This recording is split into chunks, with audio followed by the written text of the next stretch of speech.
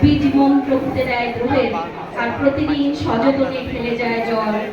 প্রেম আর বিরহ বন্দনায় গড়ে কাব্যের অরণ্য, ফুটিয়ে ফুল গাঁথে মালা অনন্ত প্রেমিকের অপেক্ষায়।